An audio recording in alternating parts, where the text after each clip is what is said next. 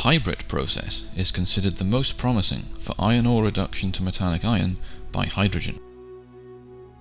Iron ore pellets or lumps in the form of hematite, Fe2O3, is fed into the top of the shaft furnace.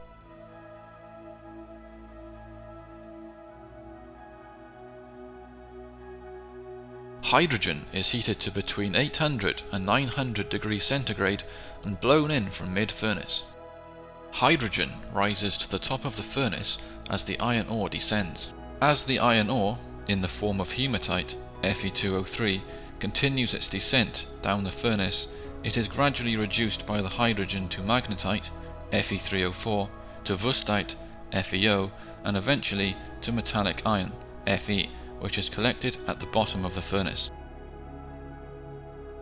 The flue gases from the process are simply water vapour, H2O, as a byproduct of iron ore reduction by hydrogen, in addition to unreacted hydrogen. The water vapour is condensed and exits the system, while the unreacted hydrogen is mixed with fresh hydrogen and recycled to the preheater and back into the shaft furnace.